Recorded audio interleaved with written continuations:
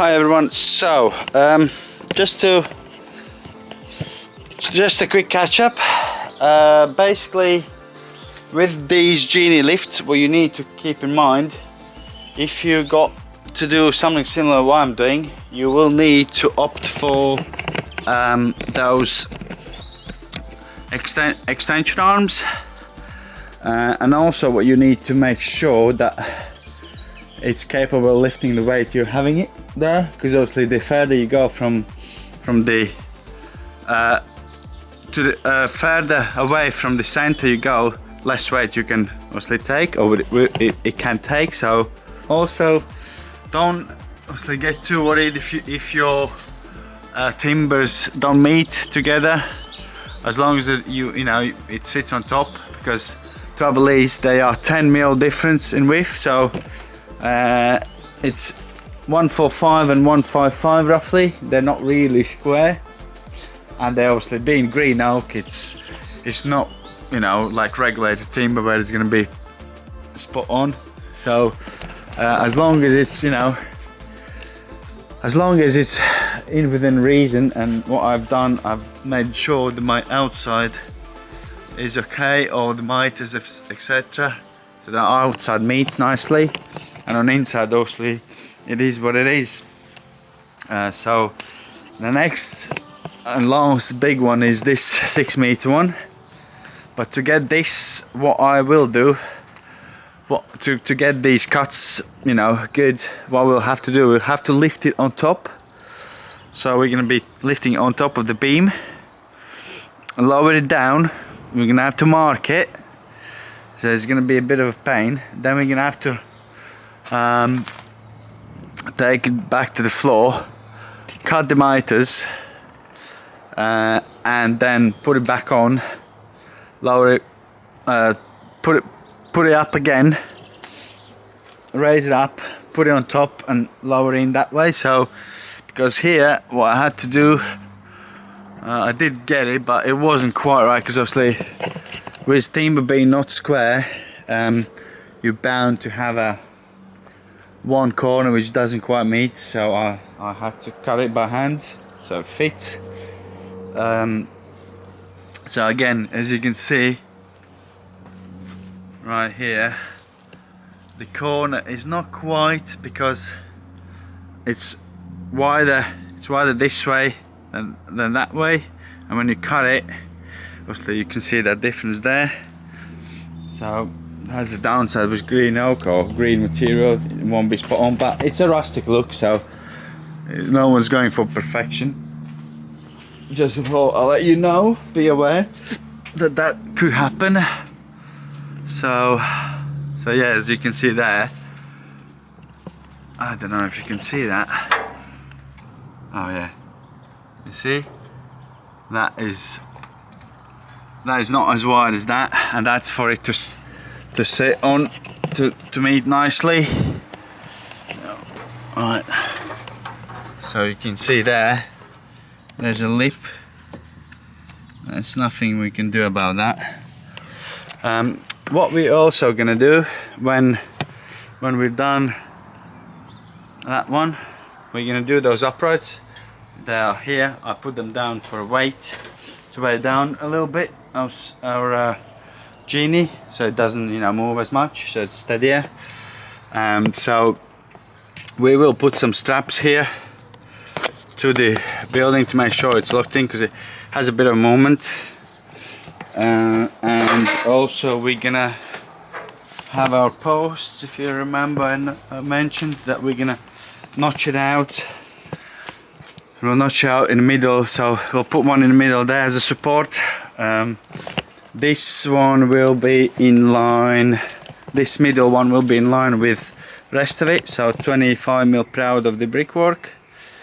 But those two will be set back in, because I've asked customer how she would like, and she prefers to have a longer bit of cladding, because there's going to be a garage door. So hence why we're going to set them back. It'll be flush with the brickwork, so our cladding will come and finish to the frame. So then we're gonna have to have them proud there, but it's not a big problem. We'll just finish it nicely. We'll probably 45 this end, so it looks neater or something, because it's going to be obviously proud, and that's it. And then we'll use those frame fixings, fix them in and put those over, so you know, so it looks nicer. So yeah, once we've done this, then we're going to start infilling stud. We got this material, so we can cut some slight curves and put them in, but they'll be more visual rather than doing anything, because we are fixing everything to the brickwork, and also the stud work will be tying everything in. So that will be more visual, as it's garage. If it would be an open without any stud, without feather edge, etc., then we would have to have it fitted properly with mortise and tenon. So you would have a mortise and tenon and then dowel through to lock it in. But because we have stud walls, etc., and the way we're fixing it now to the brickwork, we'll put them in, but they will be just a visual one. We didn't have to do them, but customer wanted, so it makes it a little bit more traditional. So also here, because we have a garage door, we can't really put them in, so this will have no curves, because obviously I have a garage door, and B, we don't really know what doors we'll have here yet. It might be up and over, or it might be traditional barn doors or something like that. So I think that decision has been made yet. So yeah, so hence why we're not having those curved pieces in the corners there and there, but we will have them elsewhere. We'll put them elsewhere just to give it that look. So yeah, I thought I'll catch up with you with this, where we're at, and I hope you're enjoying it, and I'll catch up with you in a bit.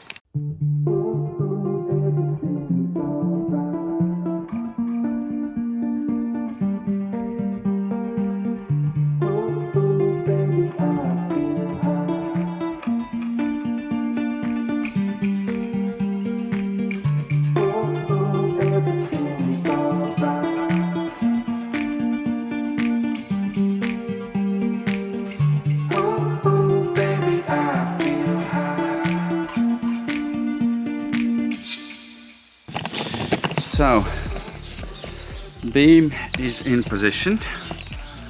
All I got to do is move it in, but as you can see, it worked okay.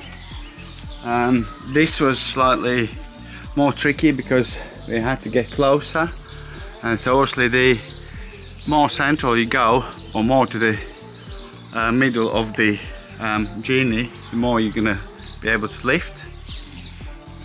So we were sort of in the middle where these arms start, which on angle allowed us to go above everything and lower that in.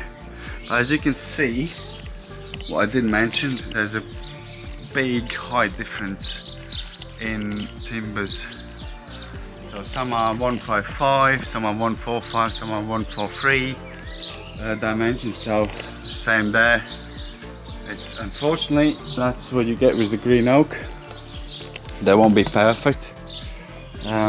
So yeah, what I'll do now, I'll tap in a position, close the gaps, use the mallet for that, and then we're gonna bolt it all together. And all we got to do afterwards is middle bars. But what we will do, as I said, we will half notch it sort of in, so it's stronger, and then we'll use 18mm dowels, oak dowels, which again will create a mortise and tenon joint look. So we're gonna put them, you know, center them in so they look like mortise tenon. I hope you found it useful, and I will catch up with you in a bit.